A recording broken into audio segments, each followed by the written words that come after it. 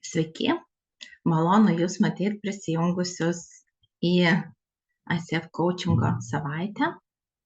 Mano pranešimo tema yra apie vertės ekonomiką. Tuoj aš pasidalinsiu skaidrėmis.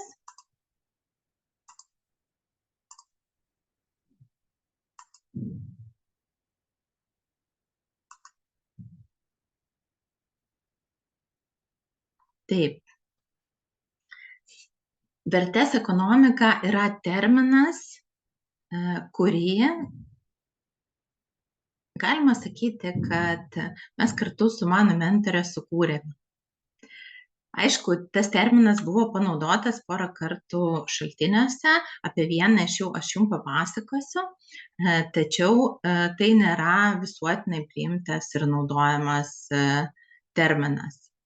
Tai kalbėsim apie vertės ekonomiką lyderystėje, apie eksponentinį verslą ir apie tai, kokią rolę čia turi coachingas ir dėl ko coachingo savaitėje kalbame apie vertę ir apie vertės ekonomiką ir apie tai, kad augina mus iš tikrųjų ne skaičiai, augina mus santykiai, augina mus tie dalykai, kuriuos mes sukuriam jų metu. Tai leiskite prisistatyti. Aš esu Ala Buzova. Mano 5 išsilavinimas buvo ICM universitete, aš baigiau MBA programą Executive Master of Business Administration. Ir tikrai eidama į šią programą labai norėjau turėti daugiau strateginio mąstymo, daugiau pasaulėžiūros, daugiau pavyzdžių ir tą iš tikrųjų gavau.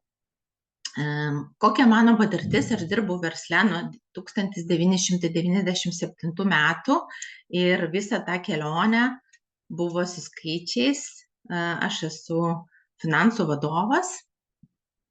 Nuo 19 metų buvau taip pat įmonės vadovė.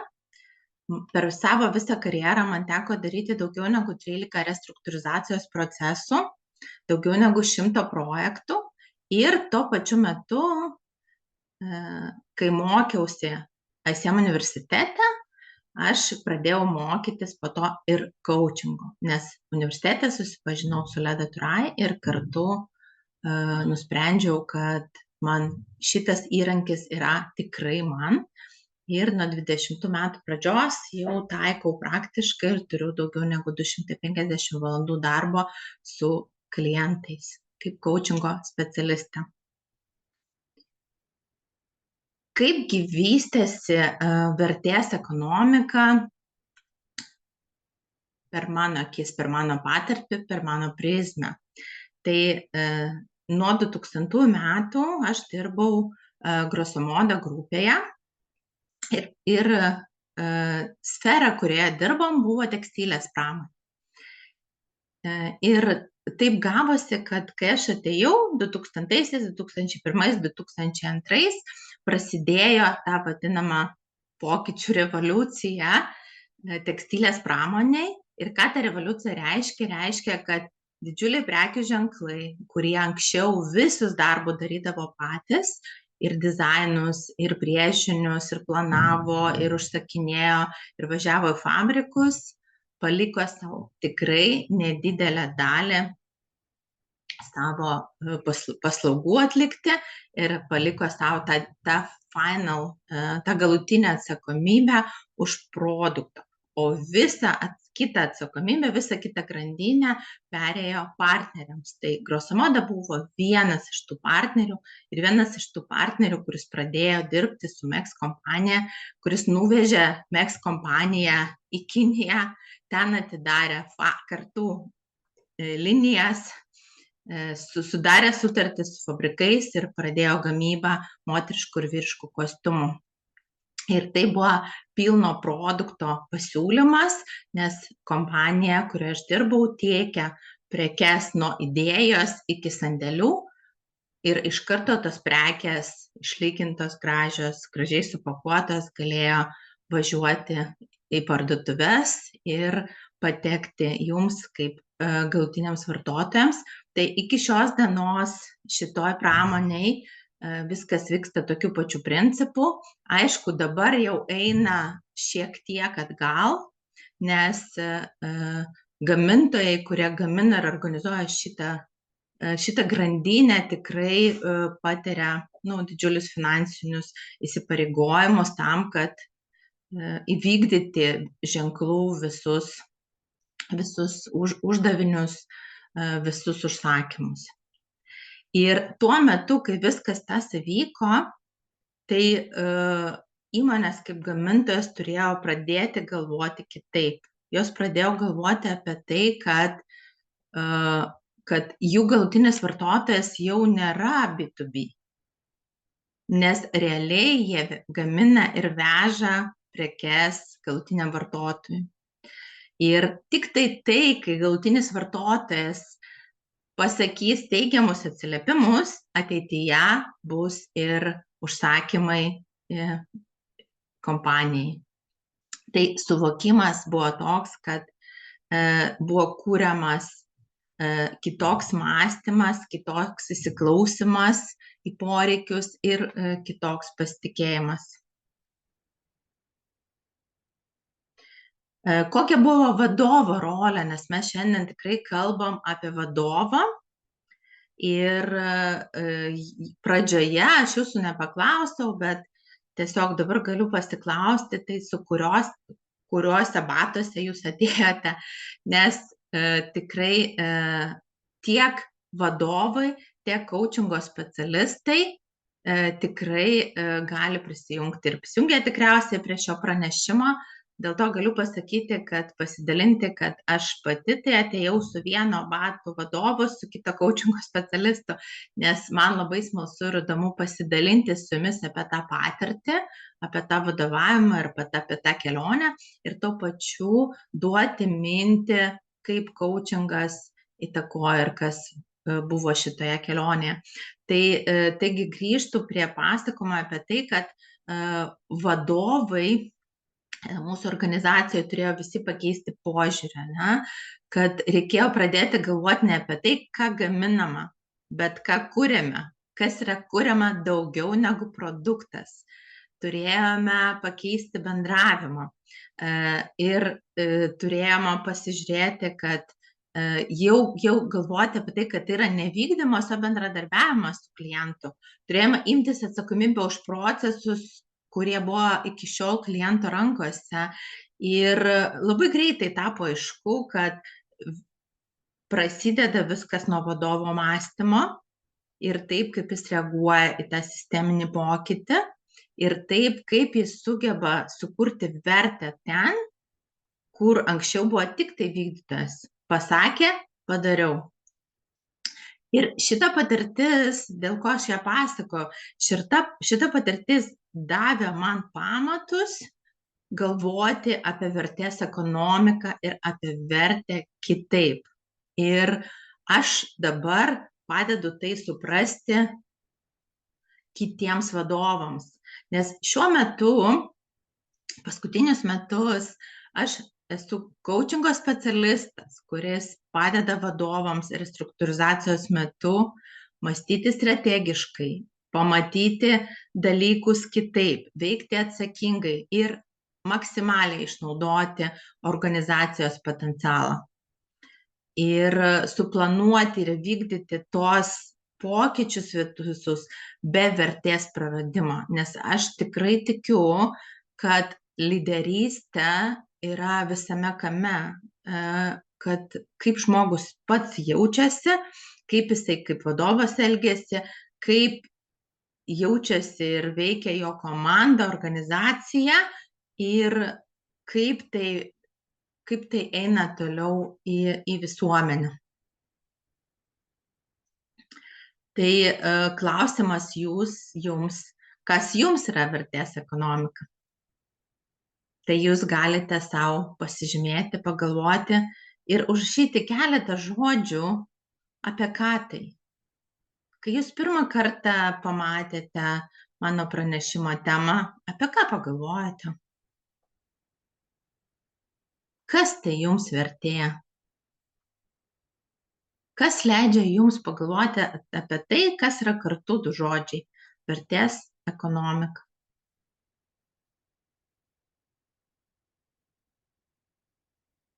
Aš tikiu, kad užrašėte tą klausimą ir užrašėte keletą minčių, kurie atėjo pirmą į galvą. Ir aš tada tęsiu pranešimo temą toliau. Kaip aš pasidalinsiu, kaip aš šiai dienai suprantu vertės ekonomiką. Tai vertės ekonomika man tai yra pasirinkimas. Tai yra gyvenimo ir darbo kryptis. Tai yra tai, kad aš pirmiausia galvoju apie kitą žmogų. Atsiprašau. Kai aš galvoju pirmiausia apie vertę kitam, o ne savo, ir tokiu būdu, klausdama ir klausydama, aš auginu save. Vertės ekonomika man tai yra, kai aš dirbu su vadovais, kurie susiduria su sunkumais, tam tikrų pokyčių ar restruktūrizacijos procese ir susikuria nauja vertė, naujos strategijos ir aiškiai matosi įmonės augimo kryptis.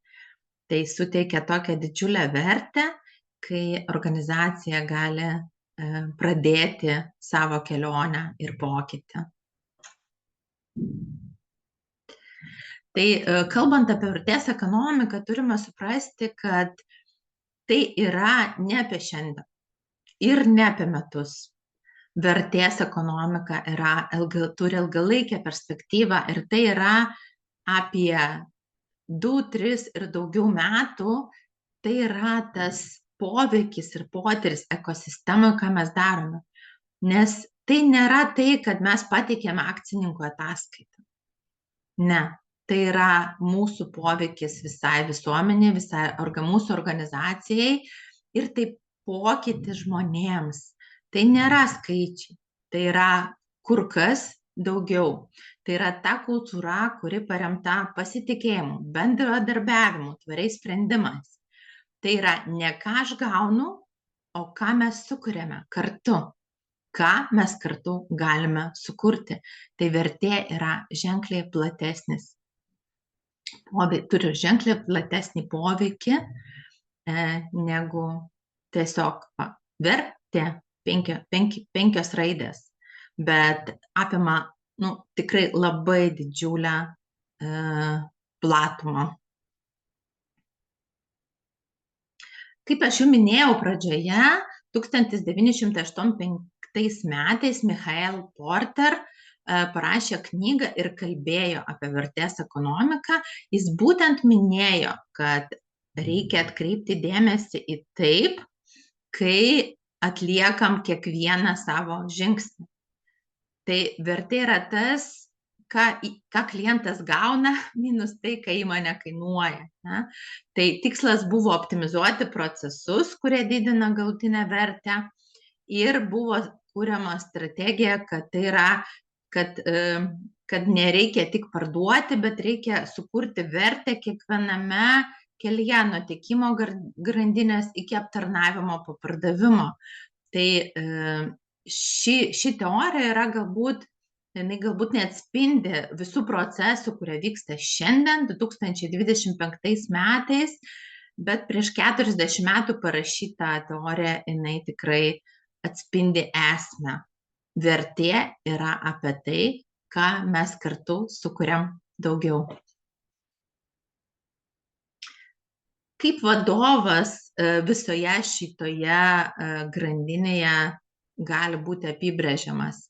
Tai labai labai gražus žodis, kurį aš pagavau, tai yra kaip vertės architektas. Tai yra žmogus, kuris stato kaladėlę, stato tam tikrą, kaip pasakyti, pastatą, ir galima sakyti, kad tai daro kartais ir mintise, ir kartais darbuotojai nesupranta, ką stato ir daro. Tai šito vietoje reikėtų labai pagalvoti. Aš apie tai kalbėsiu šiek tiek daugiau, nes aš pati patyriau tą jausmą, kai kalbu ir matau, kad akis ne su manim, kad žmonės nesupranta, nes nuėjau per toli, nuėjau mintimis taip į tokias platumas, kurių jie negali pasiekti.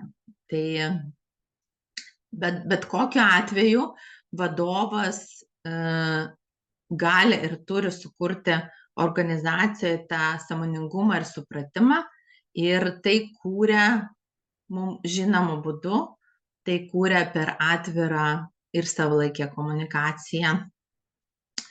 Nes lyderystė yra grandinė, kaip sakiau, kad vadovas pradeda nuo savęs ir tą lyderystę skleidžia savo komandai, o savo komandas perduoda kitiems, ir tokiu būdu gaunasi irgi eksponentinis efektas, kai auga ir visuomenė.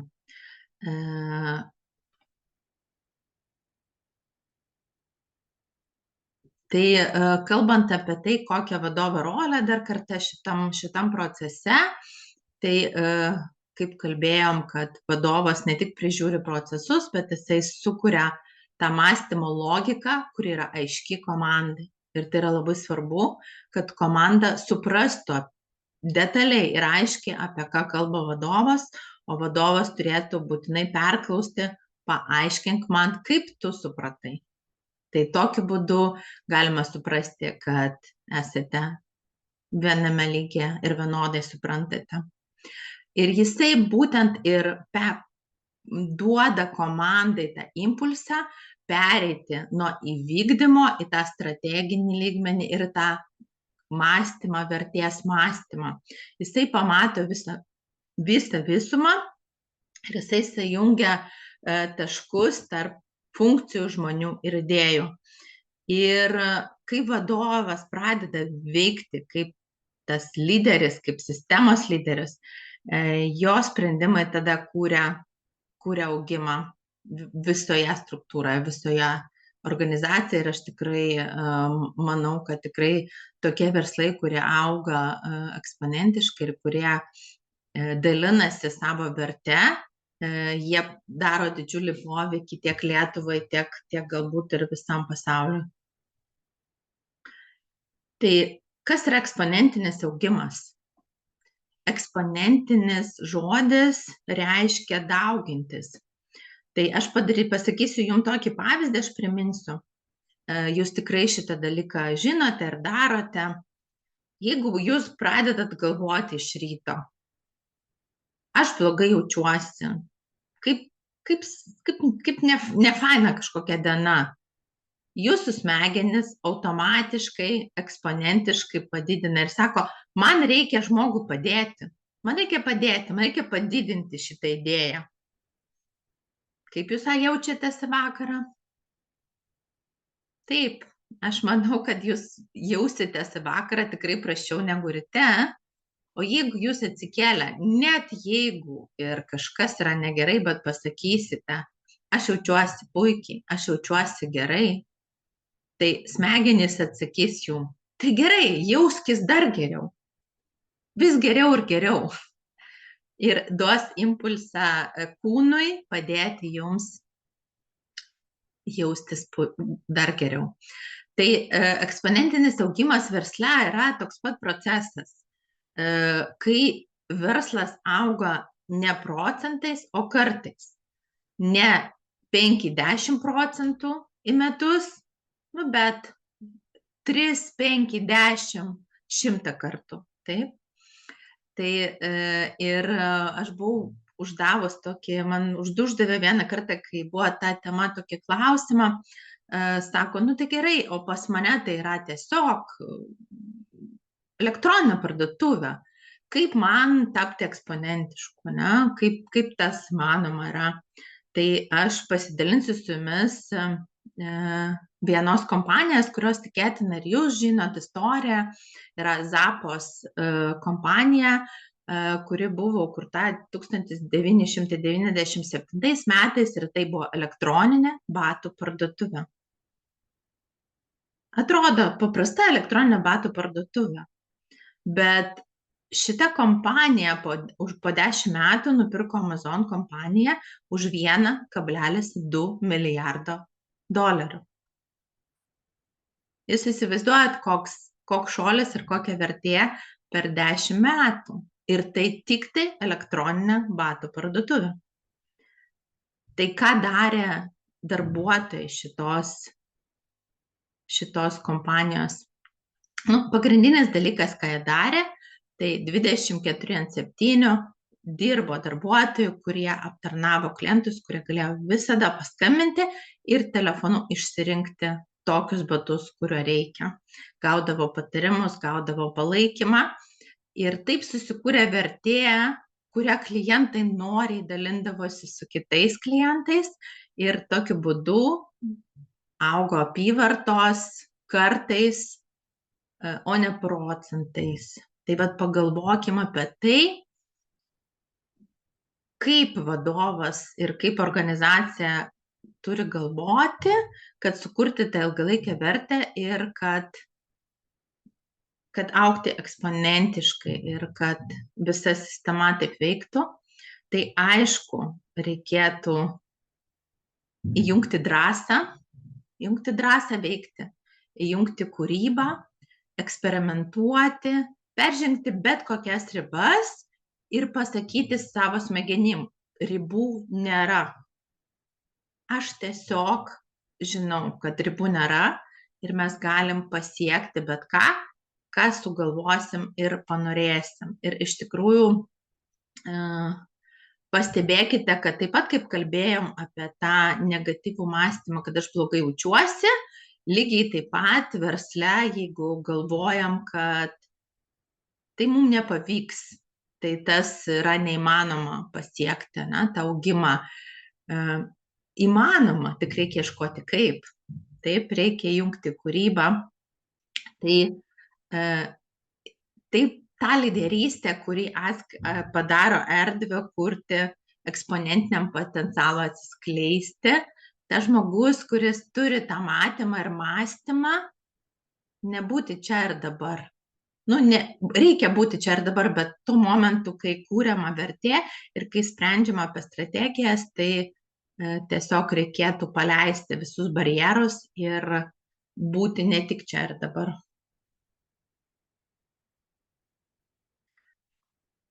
Tai vadovas tokiu būdu kūrė vertę ir augina kitus. Ir gali būti, kad jisai pradės jaustis taip, kad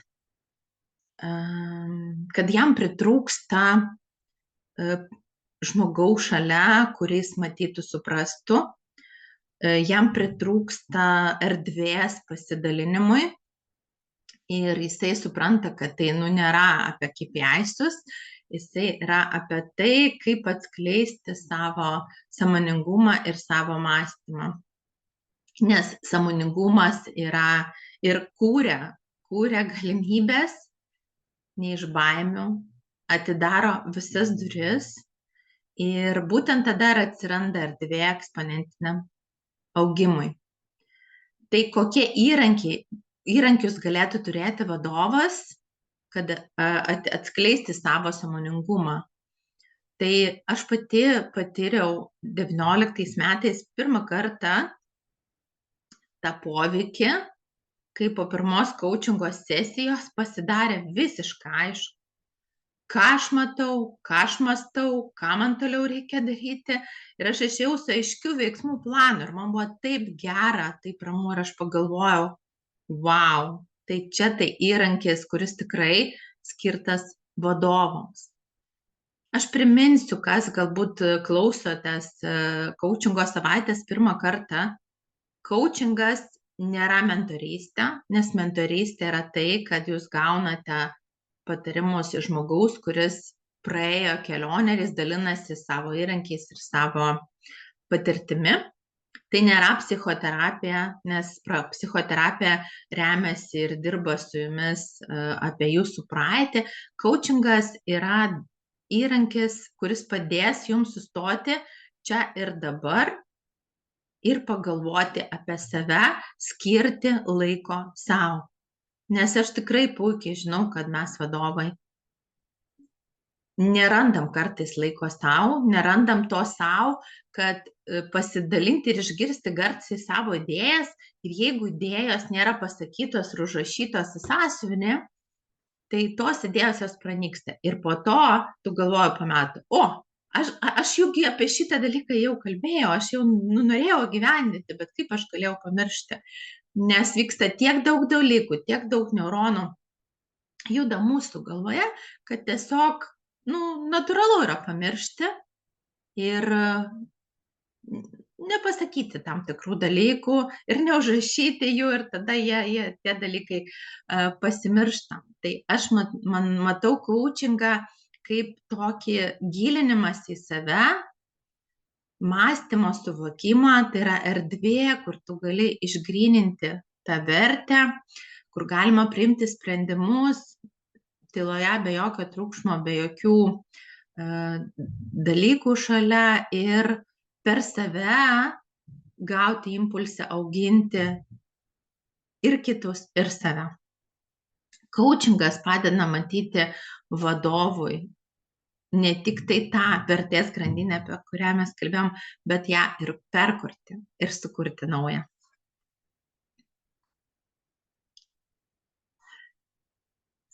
Tai kai panaudojus coachingą, kaip ateinam iki to sąmoningumo lygio, tai sąmoningas vadovas iš tikrai puikiai žino, ką jisai daro ir kodėl jisai daro. Jis visada renkasi atsakomybę, o ne pasiteisinimus. Jisai kuria, o ne gesina gaisrus. Nes tikrai yra tokių dalykų, kad girdžiu iš vadovų, tai reikia bėgti ten, kontraktas ten kažkas ten, ne? Tai iš dalies tai tas gesinimo metodas tikrai labai išvargina ir nebūna tikrai, vadovas neturi tada energijos kūrybiniam procesam. Aš papasakosiu jum istoriją, kuri įvyko, kaip jūs žinote, 2020 metais.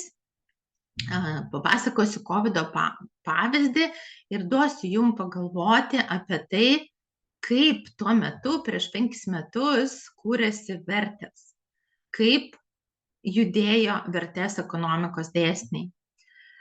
Mūsų kompanija, gal taip truputį anksčiau, 19 metais pabaigoje aš tapau įmonės vadovė ir kiekvieną mėnesį skrisdavau į valdybos posėdžius, valdyboje mes buvom 5 vadovai ir susitikimai vykdavo Olandijoje ir lygiai taip pat kovo mėnesį, 2020 metų kovo mėnesį, tikrai atsimenat puikiai šitą datą, aš nuskridau Olandiją, buvo eilinis mūsų susitikimas, bet tuo metu visų šalių ministrai visi pranešinėjo apie tai, kad bus nuo kovo 16 dienos pilnas uždarimas. Ir aš spėjau dar atskristi, kovo 13 atskridau namo, turėjau išlaikyti tas 14 dienų buvimą namie. Ir kas įvyko tą dieną, kovo 16 dieną? Įvyko toks perversmas, kuris parodė, kas iš tikrųjų yra vertė, kaip klientai suvokia šitą vertę. Nes buvo tokių klientų, kurie dingo visiškai, tai reiškia, kad nuo tos dienos nebuvo įmanoma nei susisiekti, nei gauti kažkokią informaciją, ką daryti su prekėmis. Kai kurie klientai panikos būdu pradėjo prašyti 30–50% diskantų, nuolaidų, kai tuo pačiu tekstilės pramonė, jūs tikriausiai puikiai žinote, tos maržos siekia apie 20, maksimum 25%, tai sprendimas duoti nuolaidą 30% tai yra į minusą, o 50% iš vis jau, kaip sakant, dar didesnis nuostolis. Ir tai įvyko per vieną dieną. Vat vieną dieną mes sužinojom, kad taip yra. Bet klausimas yra toks, jeigu mes visos įmonės pasielgtume taip, kad niekas niekam nemokėtume, nors sąskaitoje yra pinigų, nors yra galimybių organizuoti ir daryti tam tikrus žingsnius, tai kas tada būtų? Ar būtų išvis šiai dienai verslai, ar mes turėtume darbus, galimybės ir taip toliau? Tai manau, kad ne. Tai mūsų kompanija ir vadovas, savininkas labai aiškiai apibrėžė savo poziciją taip, kad mes darysim viską, kad mūsų partneriai gautų pinigus kiekvieną savaitę. Ir tikrai darbas po 16, 18, kartais 20 valandų davė savo rezultatų ir man kaip finansų vadovui, nes aš užėmiau tuo metu ne vadovo, o finansų vadovo rolę, pavyko kartu su komanda padaryti taip, kad rastume pinigus, organizuotume susitarimus su klientais, su kuriais galima buvo susitarti ir galėtume kas savaitę mokėti klientams. Tai buvo tikrai toks labai didžiulis vertybinis suvokimas, kad iš tikrųjų nuo manęs priklauso tai, kas vyksta pasaulyje, nes tiekėjai buvo iš daugiau negu 50 pasaulio šalių. Tai ir Turkija, ir Kinija, ir Italija, ir labai labai daug šalių. Tai tokiu būdu tas sprendimas padėti kurti vertę kitam, jisai neatsižvelgiant į tai, kad situacijos buvo labai sudėtingos, jis vis tiek davė tuo momentu to grįžtamo ryšio ir to palaikymo.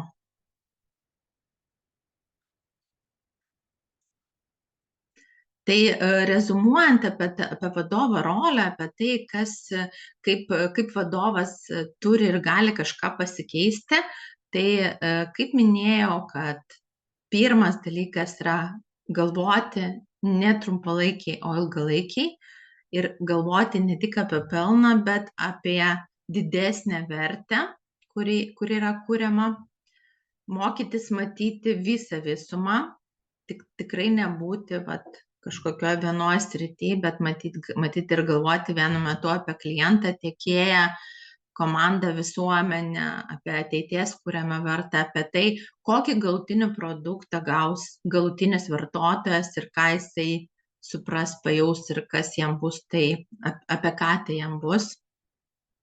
Kurti pasitikėjimo kultūrą, kur žmonės gali augti, nes vienas jis tikrai nieko nepadarys, taip. Ir perientuoti sprendimus nuo reagavimo prie kūrybos, nes tik tai kūrybos metu gimsta idėjas ir tada mes eksponentiškai augam, kai leidžiam savo būti ir kurti. Tai kaip minėjau, kaip rezumuojant, galima pasakyti, kad perinant iš to, ką gaunu, į tai, ką mes kartu kūrėme.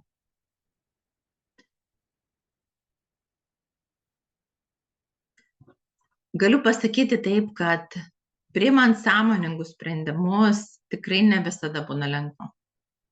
Kartais iki jų ateiti būna tikrai sunku, bet ką reiškia tas sprendimas?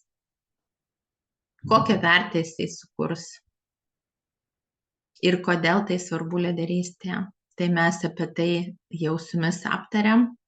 Tai tiesiog dar kartą, kalbant apie tai, ta kelionė gali būti nelabai lengva, kartais ir sunki, tačiau galvojant apie tai, kokią ilgalaikę vertę ir kokią galutinę vertę kūriam, turi būti lengva, kad iki tos kelionės ir iki to taško mes tikrai ateisime.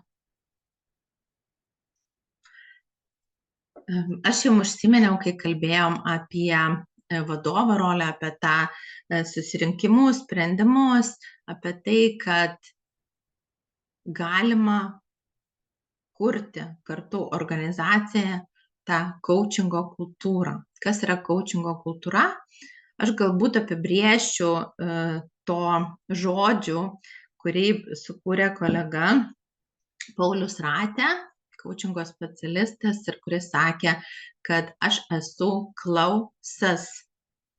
Tai yra žmogus, kuris klauso ir užduoda klausimus, ne? Tai klausyti ir klausti. Ir labai kartais naudinga, ir tikrai kolegos apie tai kalbėjo, būti tyloje. Tiesiog pabūti tyloje ir paklausyti, ką kiti sako. Nepulti sakyti iš karto, nes tuo metu, kai jūs tą darot, jūs išgirsite tikrai labai daug dalykų. Kai jūs nepasakysite, kaip vadovai, kai nepasakysite žmonėm, ką daryti ir paklausite jų, o ką tu darytum, tai tikrai nustebsite, kiek įdomių dalykų sužinosite. Tai coachingas šiuo atveju yra tikrai ne tik palaikymas, tai yra brandos erdvė. Toks dalykas, kuris palaiko lyderystę, duoda jai drąsiai eiti į priekį, o coachingas per struktūrizaciją ar pokyčių periodą, tai tiesiog padeda vadovui būti žmogumi, o ne funkcija, ir tokiu būdu palaikyti savo komandą. Tai tiesiog pamąstymas jums, pasilikite savo tą klausimą, ką galite jūs padaryti dar organizacijai savoje, jeigu joje bus coachingo kultūra. Aš trumpai pasidalinsiu nuo 2022 metų, aš 2 metus diegiau tą coachingo kultūrą, ir pagrindinis dalykas buvo toks, kad visi žmonės išmoktų bendrauti ir girdėti vienas kitą. Tai aišku, pradžia buvo nuo one-on-one pokalbių ir kalbėti ne apie KPIs ar apie tai, ką turi padaryti, o apie tai, kaip žmogus jaučiasi organizacija ir ką jis mato ir ką jis gali pasiūlyti ir kaip mato savo vadovą. Jūs šiuo atveju, jeigu jūs kalbate su darbuotoju, o po to ir komandinis coachingas, tai šitie dalykai labai iš lėto, tai šitie procesai tikrai nevyksta per minutę, bet po metų tikrai jau buvo, net ir po pusmečio buvo pirmi rezultatai, o po metų buvo tikrai tokie aiškus ir stiprus rezultatai. Tai tiesiog siūlau pagalvoti apie tą klausą ir pagalvoti apie tai, kad realiai tai yra ne apie jūs, o yra apie kitą žmogų. Tai klausyti ir klausti yra ženkliai naudingiau negu sakyti, nes sakyti jūs visada spėsite. Sau pareflektuoti ir užrašyti į sąsiuvinį atsakymus irgi spėsite. Tai neskubėkite sakyti, o tiesiog išbūkite ir paklausykite, ką sako jūsų žmonės komandose. Ir lygiai taip pat, ką sako šeimoje jūsų šeimos nariai. Nes kai jūs nesakysite, ką jam daryti, ypač vaikam, labai įdomių dalykų išgirsite. Pabandykite.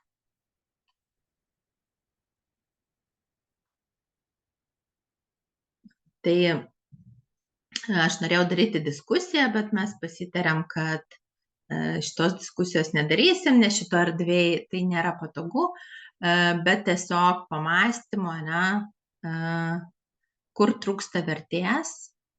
Jeigu atsisėtumėt, paimtumėt sąsiuvinį ir pareflektuotumėt, kurgi trūksta vertės, ką aš padedu kurti savo klientams ir ką aš pasakyčiau savo klientui, ką jis gali kurti savo klientam.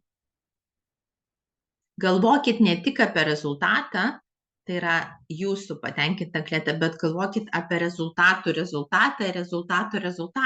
Jeigu jūsų klientas irgi perduoda tas prekes ar paslaugas toliau.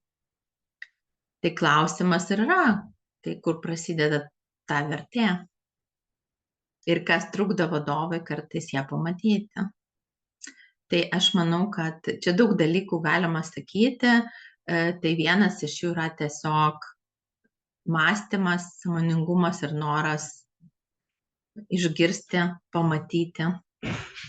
Tai šitoj vietoj tikrai labai puikiai padeda coachingas, nes galima sustoti ramiai, pareflektuoti, pasakyti ir pamatyti kitaip ir save, ir tą situaciją, kurios esat.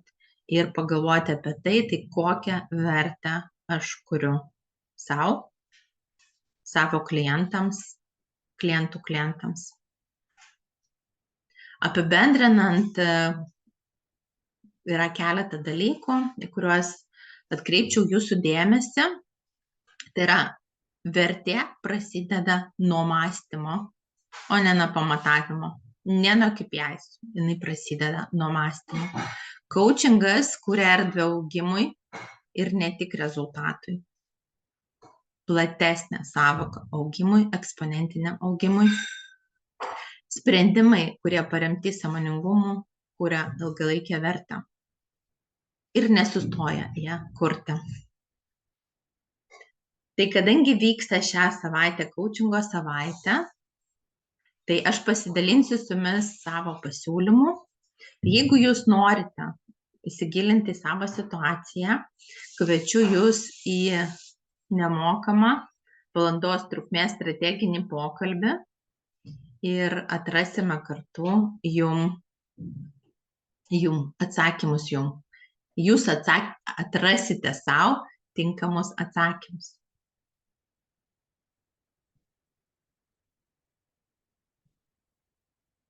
Jeigu turėsite klausimų, tai prašau parašyti.